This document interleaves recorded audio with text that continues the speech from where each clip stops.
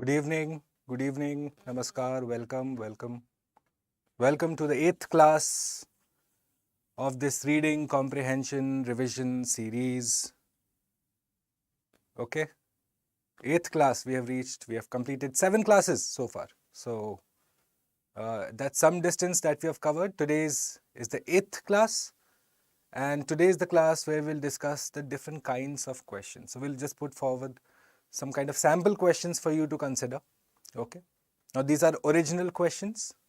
These are not questions that you will find in any particular mock paper or some institutes, coaching, guidance, all of that. You will not find these questions anywhere.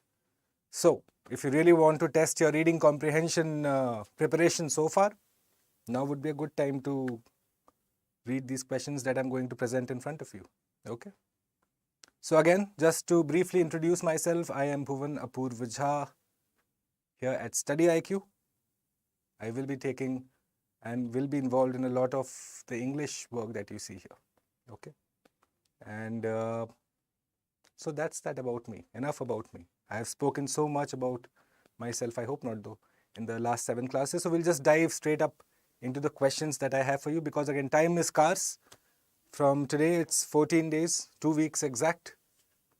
2 weeks here on, the following morning will be the examination day. So it's the good time. It's a very good time, in fact, for you to try and gauge your preparation. Expose yourself to as many question types that you can. Okay. So today would be a good start in that direction. Moving forward, again, for those of you who are joining us for the first time in this particular journey that we have covered over the last 7-8 days, well, this has been the entire focus of this series. We have started from introduction. Okay. Thereafter that, we have gone on to central idea, central theme, identification of those. So this was the introductory class. There's something up. Okay. This was the introductory class. This was the class where we did central idea, theme. And this was the one where we went for tones. Tones is again something of critical importance for anyone who is hoping to do well in RC. Hi, Anup. How are you? Good. Good to see you back again. So this has been the structure so far. The 4th class, we did some PYQs, previous year questions that UPSC has asked over the past few years, especially when you have to identify, say, central idea, identify the tone of the author. All those questions have been covered here. Thereafter, we came on more of PYQs, more of understanding the kind of tips that you need to have, how UPSC tries to trap you. All of that is here. And finally, in the 6th and 7th class, we have done questions on assumption, on inference, on conclusion, all of those words. Those words that often trouble students. Often everyone is flummoxed. How to solve inference questions, how to solve assumption questions. Well, head over to that 7th discussion, 6th and 7th discussion. That will help you out. Okay. Now moving forward to the first question of the day, because again, I don't want to waste time today. We have discussed a lot of the theory. So let's straight away dive into the question. Okay. So this is the question I put forth before you. I'll just keep shut for 30 seconds. Have a look at the question first.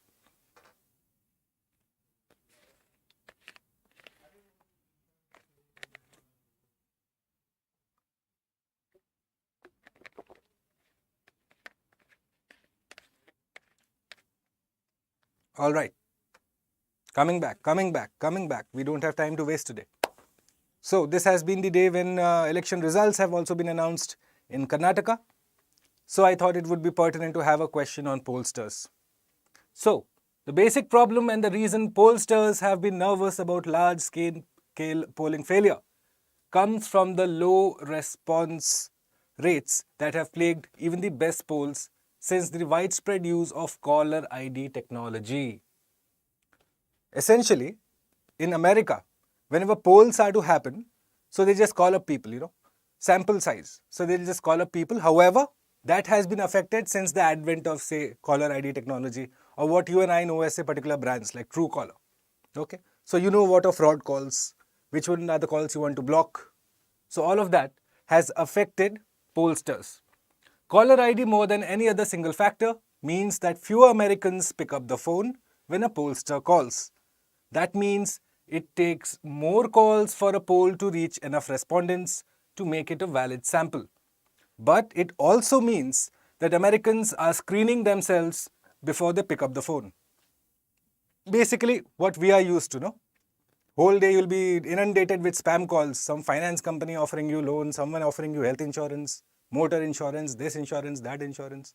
So Americans also had that, and they decided to screen their calls, which affected the pollsters. So you do know that a pollster is calling. So yeah, I don't want to. I'm too busy to pick up that call right now. So this affected the way polling was done. How would you have a valid sample set if the people involved in the sample set only were not responding to your questions? Okay. So now to the question. Quickly. Based on the passage, which of the following can be inferred about the impact of caller ID technology on the reliability of polling data? Go for it, guys. Go for it. Let me know. Let me know what's the answer here. Which of the following can be inferred? Inference has been asked, guys. Dhyan rakhenge. Be very, very careful here. You have been asked about the inference. So what does it mean? The low response rates caused by caller ID technology have led to the large-scale failures in polling accuracy. Yes? Do you think that's the answer? Or B is it? Pollsters have become increasingly concerned about the validity of polling results due to widespread use of caller ID technology. Is that the answer? Or has it resulted in a decrease in the number of Americans who engage with pollsters during phone calls? Yes? Or is it just challenging? See? The same thought is being expressed, closely linked words, but they are all specific in their meaning. Specific in their meaning. So we have to identify which one is the answer here. So what do you infer? That why are people not picking up the calls, firstly? Because they have access to caller ID technology, which means they know when a pollster is calling them. So now that has, suppose if I were a pollster, if I owned a polling company, okay? Yes? Now if my calls were getting unanswered, so how will I get a valid poll out if my sample set is not engaging with me only? Right? So that's made it difficult for us. That's made it difficult for us, which means I have to make more phone calls. Is that not what the passage says? That it takes more calls for a poll to reach enough respondents to make a valid sample. Which means it's not impossible, it's just that you need to repeatedly call them. Right? With that information, now what do you infer here? The inference is obviously that pollsters have become increasingly concerned about the validity of polling results. Why? Because of widespread use of caller ID technology. I think that would be the answer. How many of you have got this answer? Let's make it interactive, guys. Let's learn here. Okay? According to me, B would be the best answer. Okay, that would be my inference. That's the central inference that I can draw from the passage. Why? Because that's the takeaway, no? That's the takeaway. That people are worried, the pollsters are worried. Why? Because I as a consumer, I as the sample set will just not engage. Why again? Because of caller ID technology. So how do you solve this problem? Call again and again. That's the passage summed up in what? 10 seconds or less? So that's how you're going to be dealing with questions here. The answer is B, like I told you. Pollsters have become increasingly concerned about the validity of polling results due to the widespread use of caller ID technology. They have just become concerned. Why? Again, concern is a lower degree word. Do you understand that? It's a concern, sure, but then I can also counter it. How? Call them repeatedly. So it's going to be challenging, but not impossible. So the passage states that the low response rates caused by caller ID technology have made pollsters nervous. This implies the implication that pollsters have become increasingly concerned about the reliability of data. Like I told you, if people are not picking up the calls, what's the point of having the poll? Okay. It'll be like one of those fuzzy polls that come on TV channels, no? I think I was just seeing this today, so probably like just one channel got it correct. Someone should do like a comprehensive answer of why pollsters get it incorrect. What's the science behind that? Probably. I'd be interested to watch that. Anyways, so therefore it can be inferred that widespread use of caller ID technology has raised doubts amongst whom? The pollsters regarding the validity of their polling data. See how the correlation is being made directly. Calls by pollsters getting unanswered. Why? Due to caller ID. If you are able to draw this singular thought flow, no? If you are able to do this, guys, it's going to be extremely helpful. Extremely helpful. Always try to break down the passage in the minimum number of words. Simplify it for yourself. In fact, I often tell students, if you are unable to simplify it in, say, English, do it in your mother tongue, your regional language, Hindi, whichever language is comfortable for you. Quickly just summarize it for yourself in the least words possible. The moment you do that, after that, when you look at the options, it'll be a lot more clearer for you. Why? Because you have imbibed, you have just completely taken in the passage, soaked in the passage. That's another way to approach. Yeah. Always try and quickly summarize it in a language of your convenience. Okay? Okay. We'll move forward. Today I'm going to go a little fast. Okay? Because again, I want to do questions. Let's see. Now the same passage again, guys. Same passage. Have a relook at the passage. I have a different question after this, but the same passage. Pollsters have been nervous again about large-scale polling failure. We know the passage. We have done this right now, just now. Right? This passage. Now that you've gone through the passage, quickly let's look at the question. Now I want you to identify the assumption. What's the assumption about the behavior of Americans in response to the widespread use of caller ID technology? What are you assuming? What are you exactly assuming here? Bataiye. What could be the assumption? Number one, Americans are generally uninterested in participating in polls and actively avoid answer calls from pollsters. The two operative words for you to consider here, uninterested and actively avoid. Number two, the introduction of caller ID technology has made Americans more cautious about engaging with unknown callers, including pollsters. Okay. Number three, Americans have become increasingly aware of the potential risks associated with answering calls from unidentified numbers. D, the low response rate can be solely attributed to Americans screening calls due to the prevalence of caller ID technology. What's the assumption? What I have quickly marked for you are the operative words. What are the operative words which essentially are conveying the whole meaning of the passage for you as someone who's looking to score high in CSAT? Okay. You are just going to identify the difference between uninterested and cautious. Which is the better word for the in the context of, say, the passage. Okay. That's how you are going to be identifying, guys. You're not going to read in the whole passage and try and understand it bit by bit. Look at exactly what I've marked for you. Those are the operative words that you have to quickly identify in the passage. At least in the options. Okay. So now, one. How many of you think one? If you're watching this at a later time and if you think one, or if you're watching this live and if you still think it's one, well, you're wrong. Okay. This is a very specific concept. In fact, we have discussed in this very series the difference between, say, disinterested and uninterested. Okay. Go and have a look at that. Okay.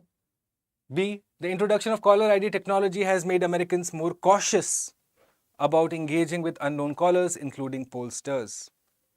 Yes? Is this a valid assumption to make that they're just more cautious? Why? Because they've got access to caller ID technology. Right? C and D, obviously, risks की बात कहीं नहीं हुई है. And solely attributed, again, an extreme option. How do you know it's the only reason? Yeah. There could be another n number of reasons. The passage has not specified it as solely the reason, which is why D can't be the answer. I'm left with B and I think that should be the answer. Yes. The correct answer is B. Okay? The introduction of caller ID technology has made Americans more cautious about engaging with unknown callers, including pollsters. Right? Look at the explanation. I'm not going to repeat it for you, but that's how I've tried to summarize it for you. Again, these are questions on which I think no one else can claim. I've drafted these myself over the course of since the turn of the year. So these are original questions. Let me know if you're able to get them correct. Okay? Moving forward very quickly. Right, let's look at this passage now. Look at this passage, guys. We are alone because though we are a mammal like the cow and like our nearest cousins, the chimps and other apes, we do not act like a mammal hardly ever. Our blood is warm, our skin has hair, our brain is well integrated across its hemispheres, and there the similarities end. For a mammal, we live too long, we are too smart for our size, and we are too faithful to our partners. In these particulars, we are decidedly not alone, but rather alone in our class.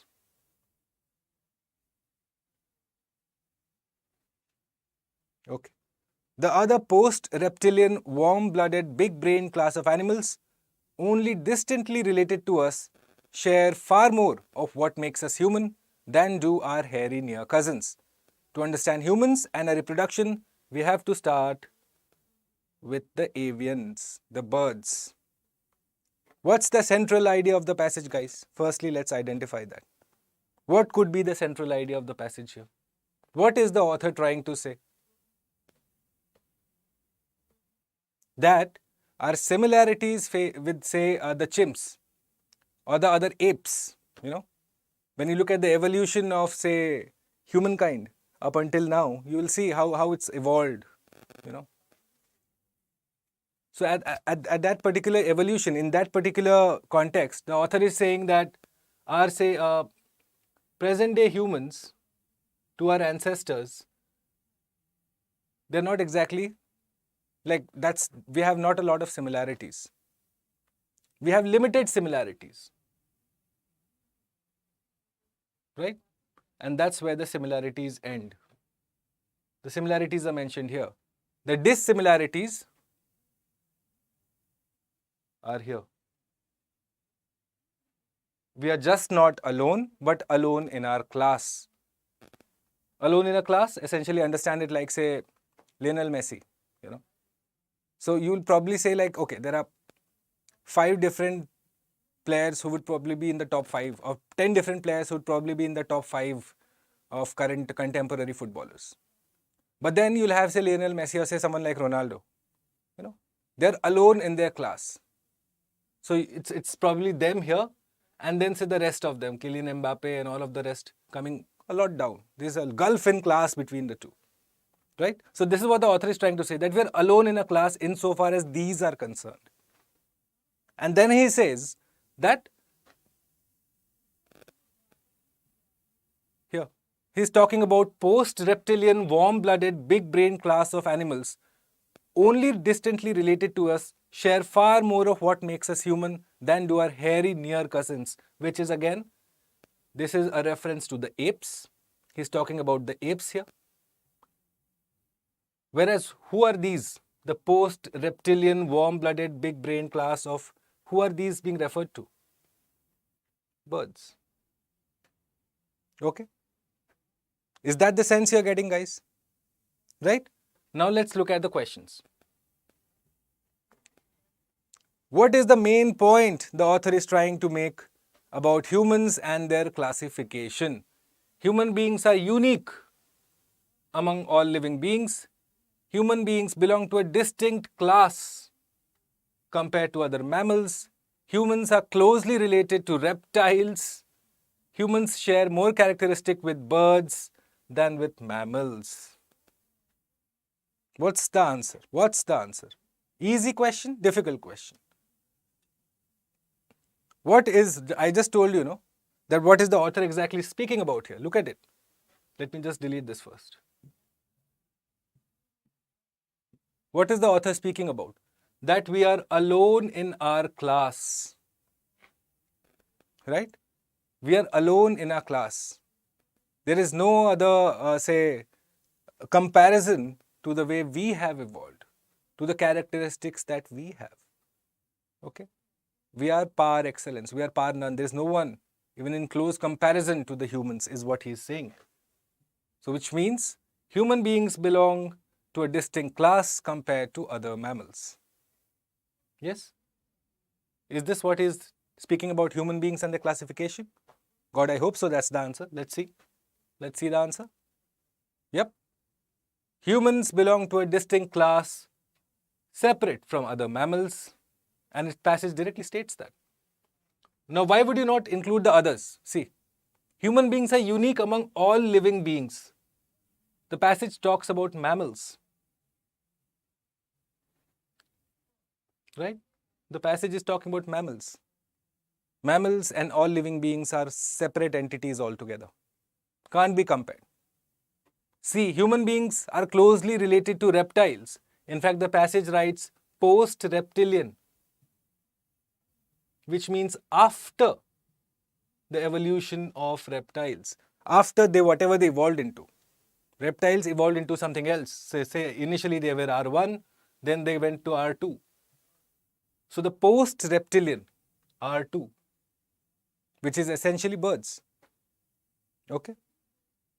D. Humans share more characteristic with birds than with mammals. Again, it's not the central idea. It's not the theme. It's not what he is speaking about, say, human beings and their classification. Okay. Moving on. Next question. Quickly. Pen. Let's do the red one only. Okay. Right. Why does the author suggest studying birds to understand humans and their reproduction? Guys, give it a shot. Give it a shot. Should I go back to the passage first? Would you like to have a look? Would you like to have a look at the passage and then come to the question again? Okay, we can do that. Here's the passage. Have a look.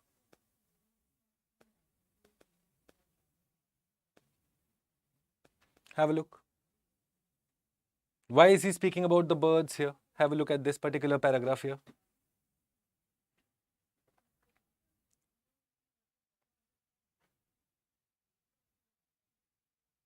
Right? What makes us human than do our hairy near cousins? To understand humans and our reproduction, we have to start with birds. Look at the question now. Yes. Go ahead. Give it a shot. Give it a shot, guys.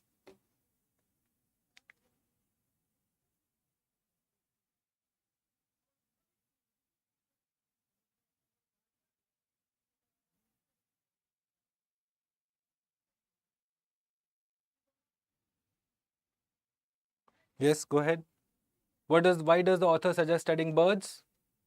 Warm blood, big brain, similar to humans, is it? Is it? Have a look quickly.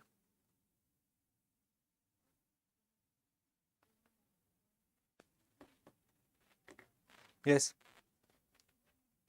So, what's the answer here?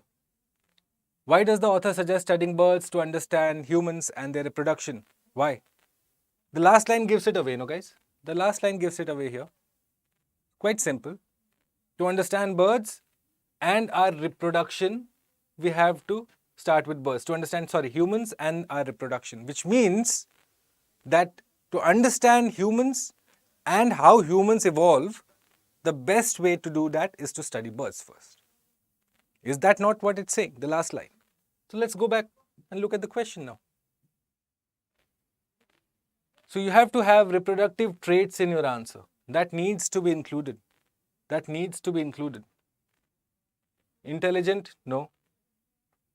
Birds have long lifespans. It's again completely different. It's talking about mammals there.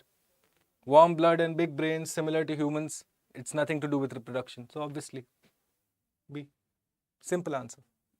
Simple answer. Not very difficult. See? You just need to be quickly following the passage. That's all you need to do. After a certain amount of time, like I've told you previously, English is a lot about your logical ability. Okay. CSAT really does not test your English per se. It's 50% English, 50% like, okay, comprehension, that too. Are you able to understand? Because that's what you'll require, say, out in the field whenever you get selected, if and when you were to get selected. You know, that those skills are essential. That's what the UPSC tests, right? And 50% of it is logic. Are you able to spot particular words in the passage? Are you able to frame the sentences or frame the idea of the passage very quickly? Okay. Why is that required? Again, you need to be discerning.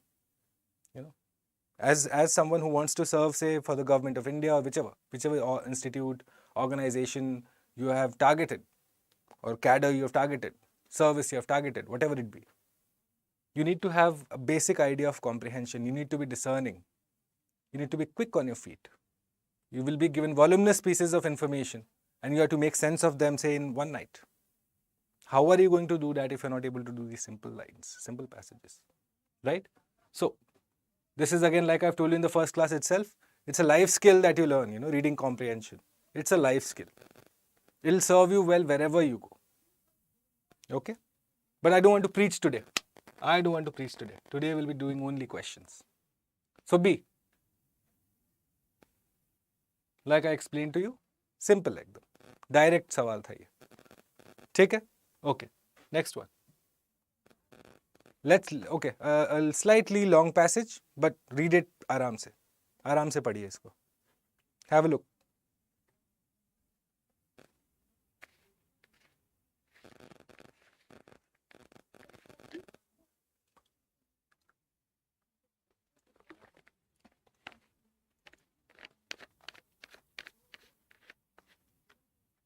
Lawmakers intervene only when influencers veer into outright maltreatment. Maltreatment, same thing. Again, regular watchers of this short series will know that MAL, the root word MAL, is essentially to do with bad or evil. Okay? I've given you a host of words. Malpractice, malignant, maltreatment, maleficent. All of these words essentially give away the sense of something bad or something evil. Right? So, lawmakers intervene only when influencers veer into outright maltreatment, which means they treat someone badly.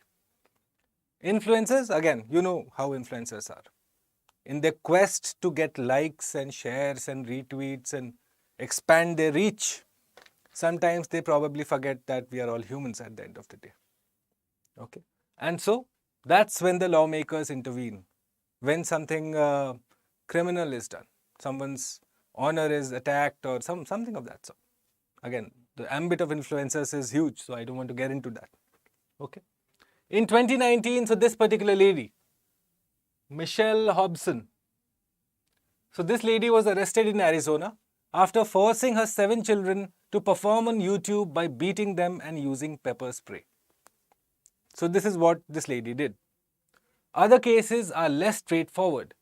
When Micah and James Stauffer adopted an autistic boy from China to join their 4 biological children in Ohio, he became part of the family brand. Okay? So there was a family brand. The Stauffers renamed him Huxley and in 2018 filmed the 3-year-old for a post featuring a hypoallergic laundry detergent. So, okay, they used the kid for a advertisement. In the video, Micah coos. Coos is essentially what? Babies coo, Coos is a word that you often attribute to kids, toddlers in fact. So, babies would coo, which means the sound that they make, no? So, what is he essentially trying to say? That she was being very innocent. She's portraying to be innocent when she is not. Okay? So, this lady coos. She's portraying to be innocent, talking very sweetly. And what does she say? One thing I did to help our bond was decide to use Dreft baby detergent. On Instagram, she poses on freshly laundered linen, cuddling Huxley with the caption, "I wouldn't trade him for anything." Such love, such love. Okay. Patently, however, she has traded his image, which she has. That argument does hold against her. Right? What for? Well, she has traded his image for paisa, for cash. And 2 years later, the Stoffers traded him for real, quietly rehoming Huxley with a new family.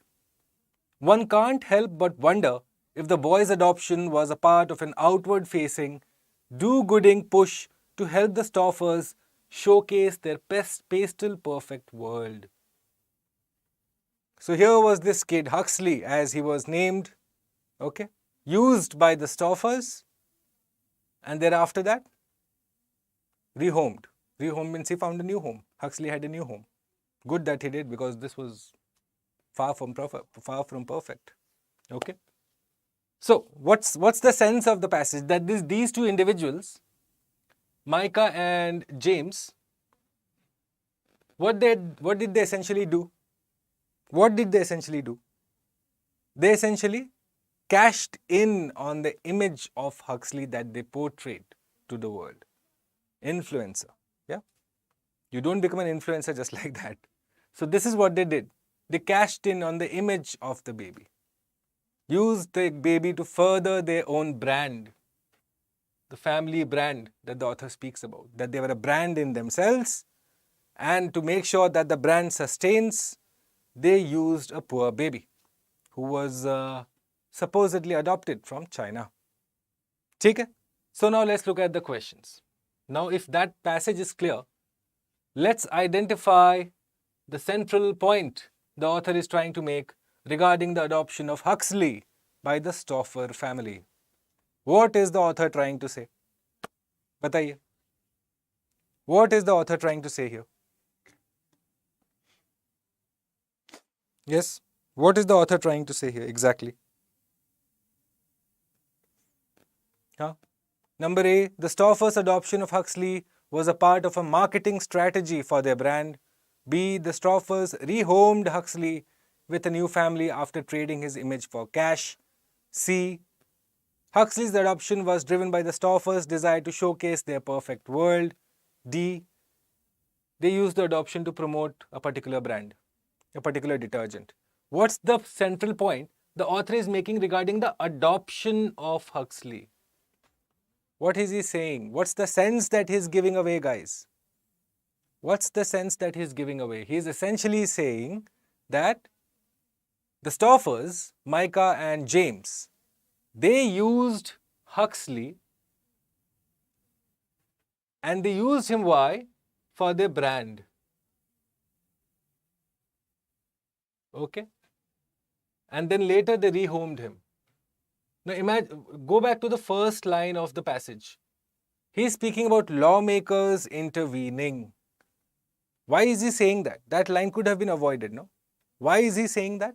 He's essentially saying that. Why? To make sure that we get that as a reader, I get the point across. That, well, okay, if you beat a child and say put them with pepper spray, then that's illegal. That's bodily injury, that's harm, that's not allowed. However, what you are allowed to do is this. And is this not ethical or unethical is for you, again, for the reader to decide. But then he's trying to draw parallels with that. He's not being appreciative of what has been done by, say, Micah and James, the Stoffers. He's not being appreciative. Okay? So what is he essentially saying? That the Stoffers' adoption of Huxley was part of a strategy for their brand. This is what the central idea of his point is. Central idea of his passage is. Okay? The Stoffers rehomed Huxley. Well, yeah, obviously they did. But is that the central idea again? No. If you have gone through this series, we have discussed the difference between, say, central idea versus ancillary idea. How do you identify the two? And if you're again watching this for the first time, may I just quickly tell you this? I'd advise you to go through the series, but for your understanding, central idea is the main focus of the passage, the main takeaway that the passage offers you. Now, it might be supported by a range of ancillary ideas, examples, evidences, observations, all of that will be in support of or negating the central idea. So, all of this is what? The side angles. All of this are side angles. What he did, he played for, he was in an ad for a detergent, okay, side. That's not why he was adopted. It happened as a result of his parents being influencers. Okay. Driven by the Stoffers' desire to showcase their perfect world. Well, obviously, correct hai. No one is saying it's incorrect. But is that the central idea? No. What they wanted to do was, again, if you look at the whole episode, okay, let me just quickly delete this and show it to you. If you have to look at the whole structure of how the author has written it, so what is he saying? That, okay, there was this brand that they had. Huxley comes in. The brand goes up in relevance. Thereafter, there are ads that happen. Huxley leaves. He gets rehomed. Essentially, this whole structure is to show that it's a pastel colored world, that it's a very perfect world, that there are no imperfections, everyone is happy. It's the promised land that the Stoffers have reached. Okay, so that's not the central idea of the adoption, because the question asks me about adoption.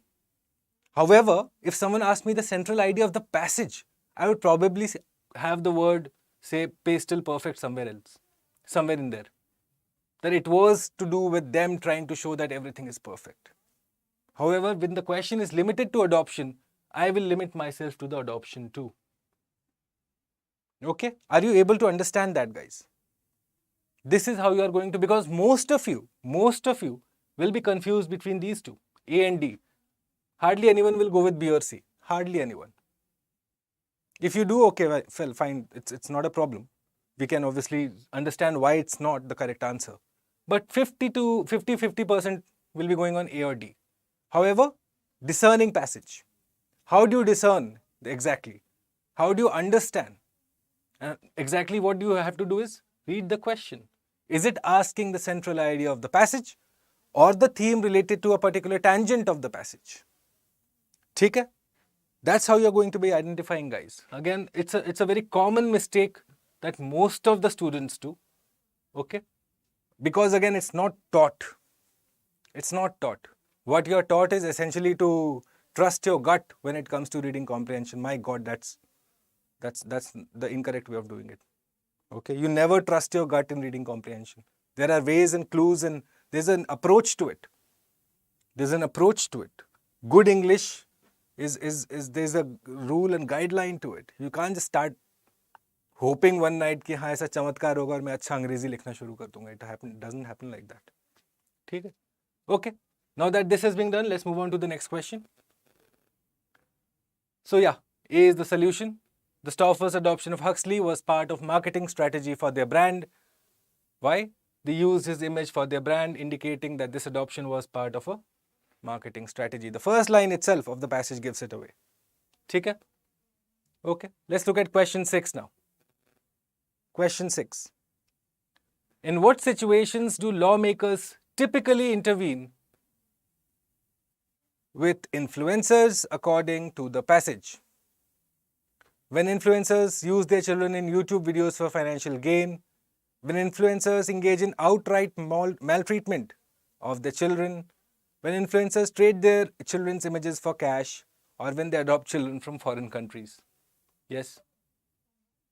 This must be an easy one. Can't be that difficult. Can't be that difficult. Yes? In what situation is the passage talking about? Here, have a look at the passage. There is the passage. Have a look. Where is it mentioning about lawmakers? The very first line. Lawmakers intervene only when influencers veer into outright maltreatment. Maltreatment, like I told you, bad behavior. Example of bad behavior, this particular lady who was arrested for forcing her 7 children to perform on YouTube by beating them and using pepper spray. Pepper spray, again, it's a self-defense thing. God forbid if you were to ever get it in your eyes. Yeah, you're not going to be happy or pleased, right? So this is what it's saying, the passage is saying, no? That lawmakers intervene when there is violation of the law. That's only when they'll come in. Otherwise, why are they required? Why are they required otherwise? Right? So financial gain, not illegal. Trading their children's image for cash, well, unethical for sure, but not illegal. When influencers adopt children from foreign countries, well, definitely not illegal. So which is the answer here? Quite easy. B, outright maltreatment. Right? This should be an easy one. This can't be that difficult. Yeah? Yeah? Okay. We'll move on to probably, well, I would have ideally liked to answer your questions, your doubts also. And there's certain things that you should also know. Specifically when it comes to, say, handling reading comprehension passages. Yes? Most of you do the mistake of not going through or not being selective. That's what I've observed, you know. People are not selective. You take it upon yourself to solve all the questions. Be very choosy. Yes. Someone whom I know has done exceptionally well clearing multiple examinations, not just UPSC, different all other examinations that you can think of. That person, and in fact, it's probably in the realm of the truth also, that if you were to score around 50% of the total marks in any examination in a competitive examination, at least in India, you are guaranteed to convert a seat. Guaranteed. Okay. Ballpark estimate is what he had said. Which is why I say that you need to be very choosy when it comes to solving RC questions too. For example, before I move on to the next question, let me just quickly tell you that if you have gone through the RC particular passage, the RC class that we had, especially when we were discussing about tones, I had told you that time that the different kinds of passages that we have, say narrative passage, descriptive passage, analytical passage, you will have abstract passages, all of these, right? All of these will be presented before you. The chances are that you will get amongst these only. So now, these are easy to solve. Narrative, descriptive, analytical. Well, analytical will be easy because again, you are UPSC students. So you will be able to quickly take a position either way on the subject. The problem shall arise if UPSC throws an abstract passage at you. Because most of you probably are not prepared for an abstract passage. I can assure that, like for sure, I know that. Okay, 90% of the Janta, appearing Janta, 90% of the Janta will be nervous when going for an abstract passage. However, this will be the differential question. What is the differential question? Well, again, I've told you there are two types of questions in UPSC, the low-hanging fruits and the ones that eventually decide how far are you going to be from the cutoff or are you going to be hovering around the cutoff. Okay. So for you to be clearing prelims, well, the low-hanging fruits have to be done correctly. Have to be. You can't mistake these. So if there are, say, 15 low-hanging fruits question-wise, well, you can't get more than one wrong out of these. Even one would be a sin. Even one would be discouraged. No, you can't do that. You have to get all of these correct for sure. Then the rest, the moderate level questions, the difficult level questions. But if you're not able to do the easy level questions at all, then you've anyways just committed a cardinal sin that can't be undone. Okay. So learn to identify passages too. I'm not saying that if you are confronted with an abstract passage, then you leave it altogether. No, that's not what I'm saying. Absolutely not. However, be very careful if you're asked to interpret an abstract passage, especially the central idea. Especially again the tone. Why? Because abstract passages have multiple interpretations. Every person is going to interpret it in their own fashion. Which is why at times you will have, say, questions, when you come back in the evening, all these UPSC institutes will come out with keys like this, A/D. Isse acha to mat hi batao aap. What's the point? Yeah. Because why? There is some multiple interpretation happening from either side. So abstract passages, be careful. Take a pause, breathe. Are you able to internalize the passage? If yes, good, go ahead. If not, let it be. Move forward. There are 79 other questions in the paper. Don't take it to heart. Okay? Right. We'll just move on quickly to the next question because I wanted this to be a very short session per se. I didn't really... Yes, go ahead. The decolonization of the 20th century. Go ahead. Read this passage.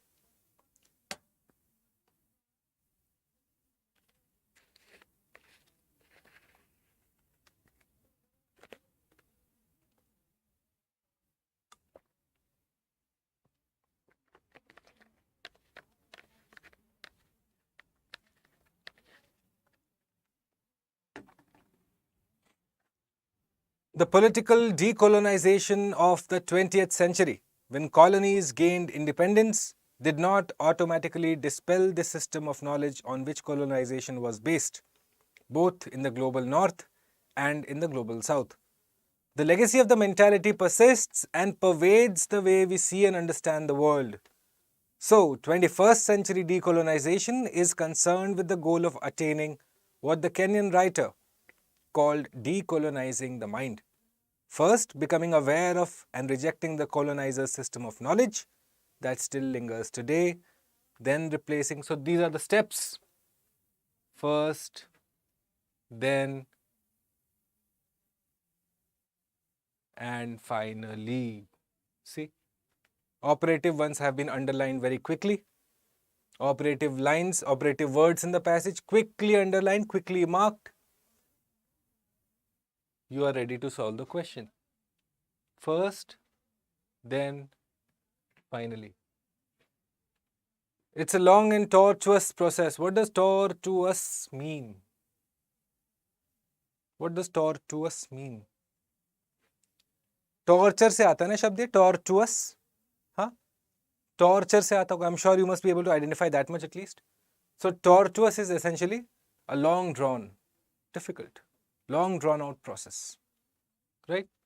It's a difficult process. The nearest synonym to this would be difficult. Or a long drawn out process. Much more so than replacing one flag with the other or swapping one national anthem for another. So what does the author mean exactly by all of this? What is the author trying to say? That if you have to do what? If you have to decolonize the mind, it is a lot more than just, say, renaming places or switching whatever he cites here, replacing one flag with the another or swapping one national anthem for the another. It's more to do with changing the way you consume knowledge. It's more about promoting rational thinking. It's more about promoting your own knowledge, your traditional knowledge, right?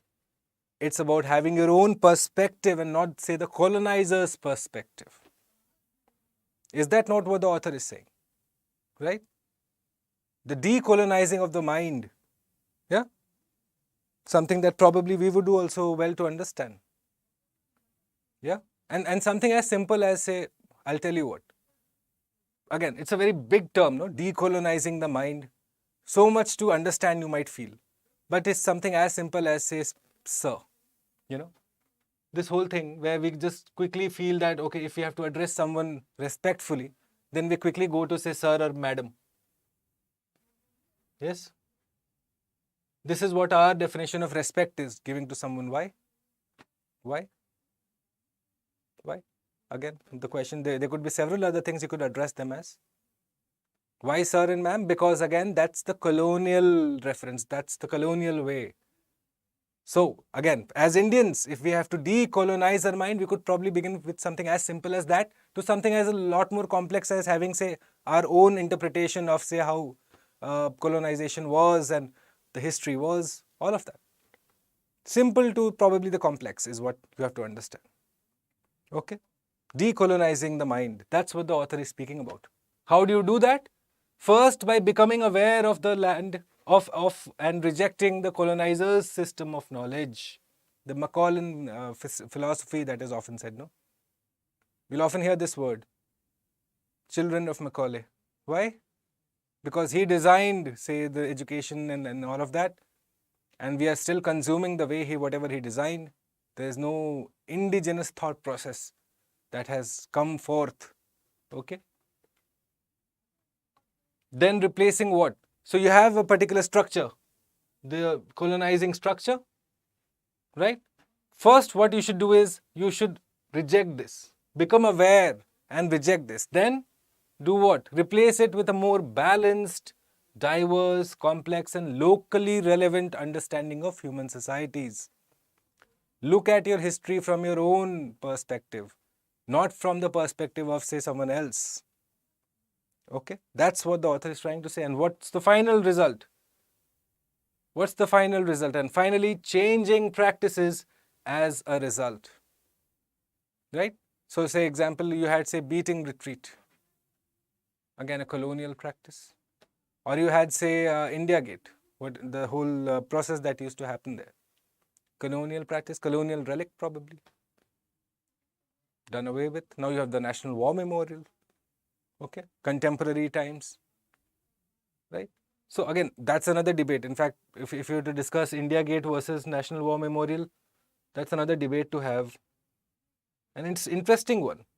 You know, it forces you to take sides as individuals, which is good because then you understand how to debate, how you to take a rational position, how you go into an argument based on facts and not rhetoric.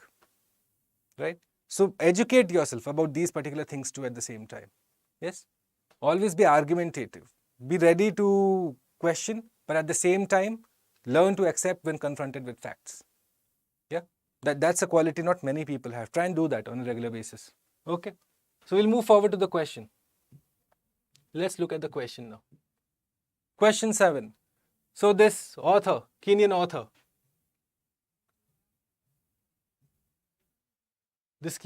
now, what did the author mean by decolonizing the mind?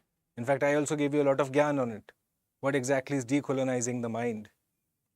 Advocating political independence from colonial powers. Political independence or say knowledge system independence? Yeah, not political independence, obviously. Rejecting the colonizer system of knowledge. Okay, we'll keep it for the time being. C. Justifying change of national symbols and practices. Justifying. Is this what she is saying? That you decolonize the mind so that you can justify your actions? No. No. Or author, he, she, whichever it is. Right? That's not what the author is saying. Attaining a diverse and locally relevant understanding of human societies. Please understand this is effect. Effect of the actions would be that he would attain a diverse and locally relevant understanding of human societies. Cause-effect relationship, we have discussed it in detail. In a cause-effect relationship, whenever you are confronted with these, always look at the cause, which means rejecting the colonizer system of knowledge.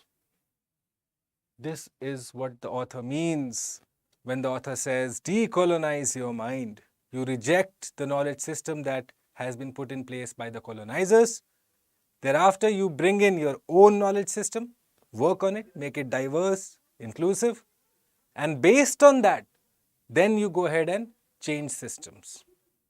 That's what the author is saying by decolonizing the mind. Right? Okay.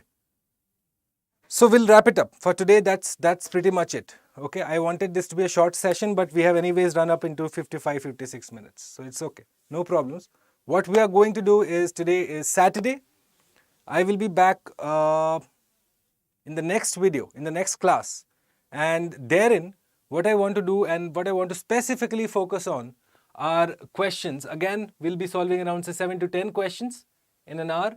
And we will in fact look to solve questions of the similar types that you've seen today. These are the types of questions that UPSC is going to throw at you, exact level, wherein you are supposed to understand the difference between say justification and advocating. What's the difference?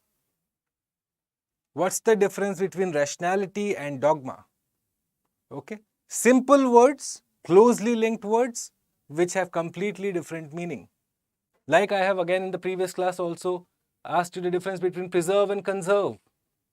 What's the difference between preserve and conserve? And I had asked if anyone would be find it convenient to let me know in the message box. Well, no one has so far, but I'd still like to know, what's the difference between preservation and conservation?